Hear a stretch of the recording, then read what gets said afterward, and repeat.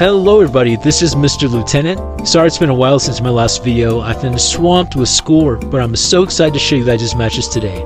I've been ranking a lot again, and I got my S badge back, and I've had the pleasure of playing with many of my really good friends, so without further ado, let's get into the matches.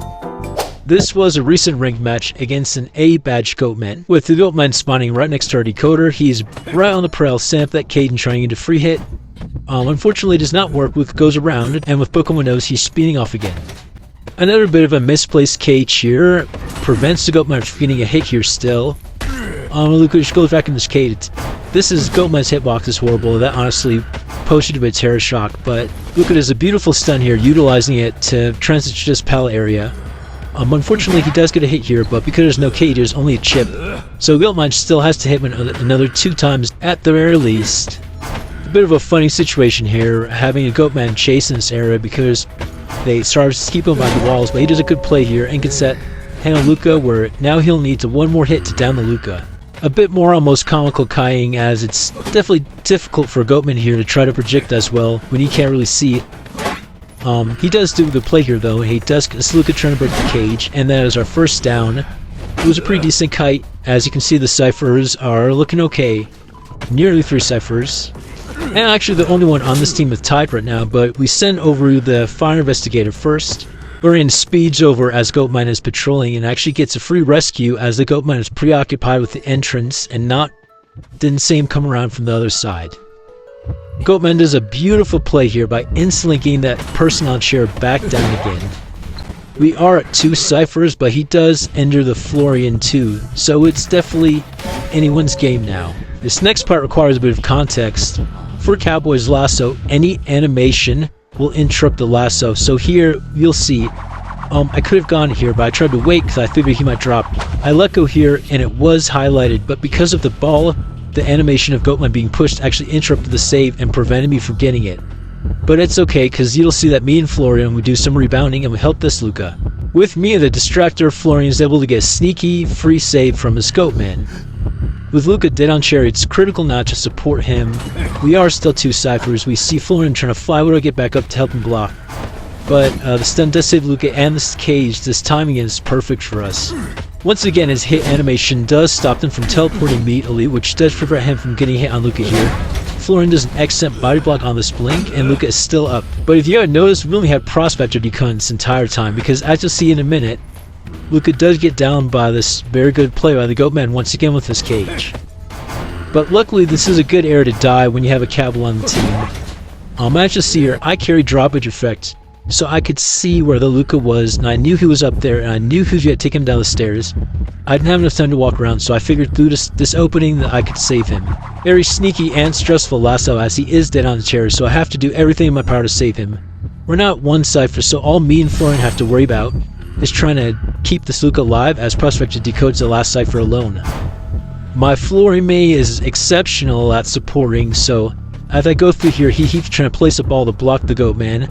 Unfortunately, the cage does allow him to get around. Luckily, the obstacle blocks him, and I'm able to go back in the cage as it closes. I couldn't really avoid this hit here, so I just try to make sure that I'm putting him in this corner where it's farther away from chair to better help my chances of feeding a lasso. We have a bit of cat and mouse here as he's trying to down me or the Florian. He does try to lock me in a cage to prevent me from lassoing, but luckily it's really quick to break that, and I grab him before he can hit me. Luke has more than enough dribble now. Goatman's hitbox is so bad, the approach should hit me there too. He does try to use his cage, try to get me. A good trick against Goatman is breaking the cage and then going through it to trick them.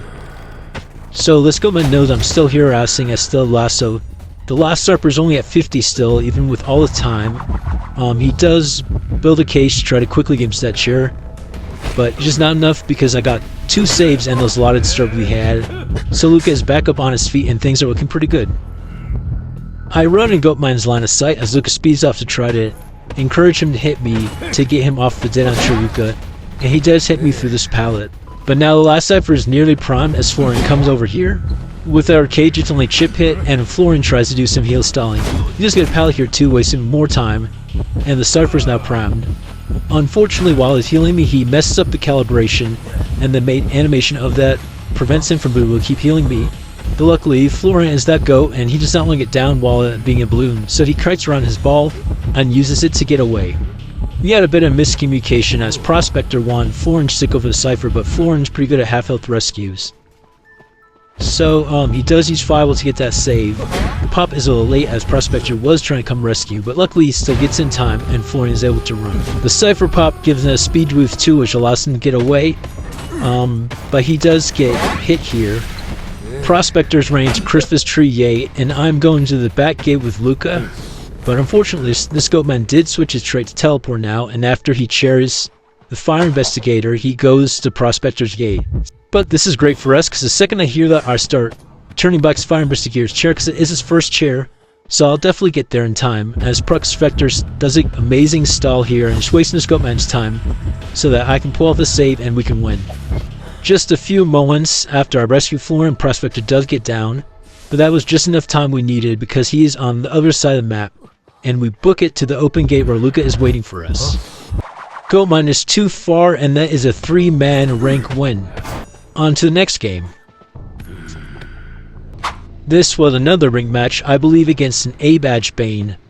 Now this game was absolutely insane, and definitely one of the best examples I can show of teamwork makes the dream work. So right away we have our Enchantress being the first chase against Bane. He does get a really early hit here as the pallet drop is too slow.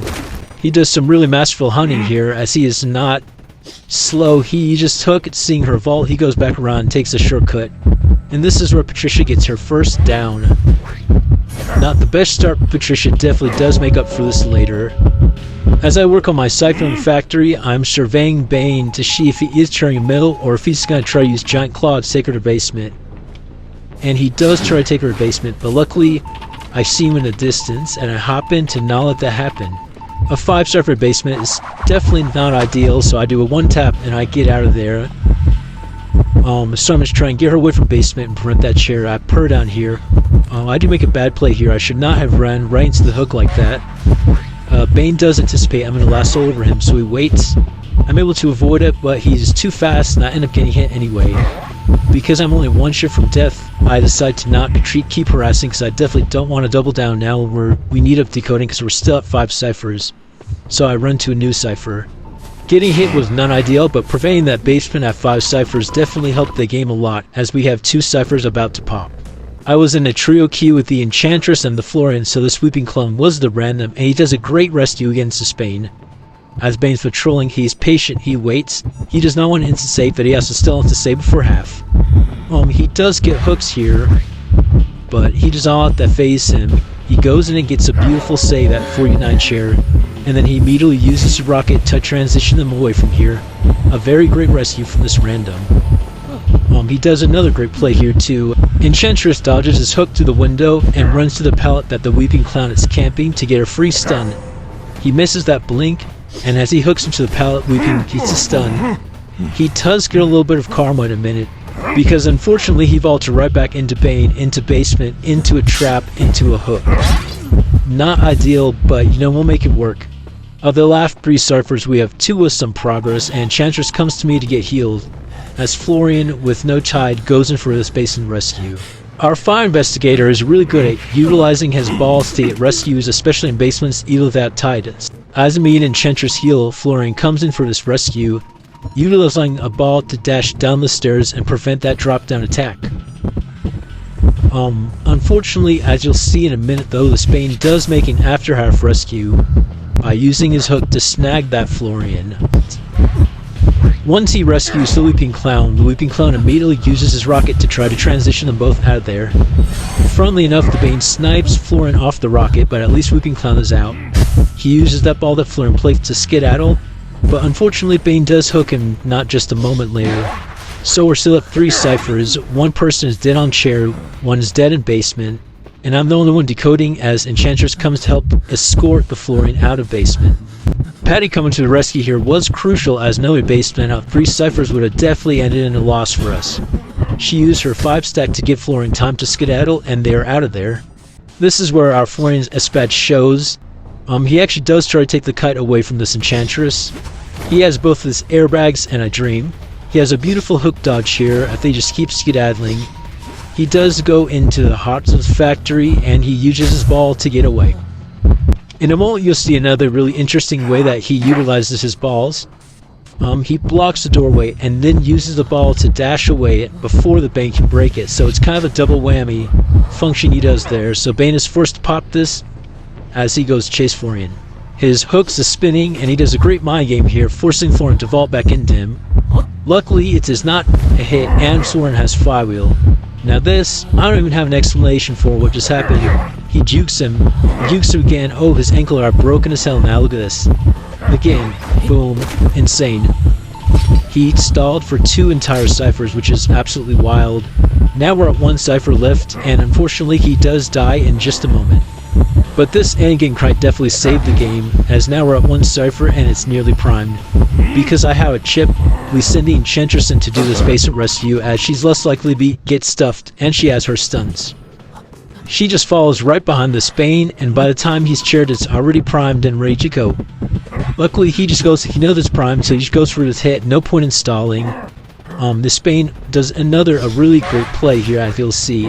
He uses hook and his drop down to get a no attack recovery hit. Fortunately, he does not get that immediate stuff, and he pursues a Florian, but he did catch up to him quite quickly. Enchantress is lurking around as I'm working on this gate near Florian. Bane knows this, and he comes to pressure that gate, hearing the heart rate and seeing him in the distance. I last away to try to avoid that because I did not want to get hooked here. Bane opts to put a trap on the gate here, as he returns back to Florian, who's being healed by the Enchantress. I actually was debating on just going to the other side of the map and trying to go for a tie, but because both of my teammates were on this side, I figured since the gate's already 50%, I might as well risk it. Patty does some great kiting here and allows the Florian to self-heal up as I come back to the gate. Now this next part is really unfortunate. My ping spiked up to 500. If it's not obvious, I'm about to replay, and I do get downed here. Very frustrating to happen, especially in rank, but no worries because my friends have a plan. They hide behind your factory and they self-heal as tension is up in around 50 seconds, and Enchantress has a 5 stack. This was stressful as hell, walking on chair helpless, hoping that the Bane will not find them. He has tinnitus, so he knows they're lurking, but he does not see them. This play was very nerve-wracking, but very rewarding for how it worked out. Because Enchantress has the 5 stack, they prioritize healing her, so she can harass more in endgame. He does seem to spot them, but it's okay because they get to heal off on Enchantress, and she's able to utilize her 5 stack to get a rescue on me. As she is doing this, the Florian is going and opening the gate. The second shield saves me. I make a mad dash to the pallet because I know he's going to be quick behind me. I shoot my pants a little here, seems so close as he was just mad dash hooking on me all over. I was terrified trying to dodge this because I did not want to get hooked here entering the stew tie. Because of his tension is about to run out, he traps the gate twice so that he can hit someone and force them to a trap. Enchantress is an amazing player. She uses flywheels to remove both traps. So even though he hits her, she can escape freely and I last over, and that is a 3-man rank win. And that is today's video. I hope you enjoyed these matches. These two were definitely some of the craziest of my rank sessions these past few weeks. Possibly I should know, I think most of my viewers are from my TikTok, but if you're new around here and you made it to the end, you should definitely check me out there as I post a lot more consistently. I post a lot of compilations, and it's just a lot easier for me to make those videos, these long commentaries. But I really do enjoy them, man. I just want to say thank you for all the support. All the comments mean a lot to me. I like to read them a lot, and they make me happy that people enjoy these commentaries, so I hope you can learn a thing or two. Thanks so much for watching, and have a great day. Peace out.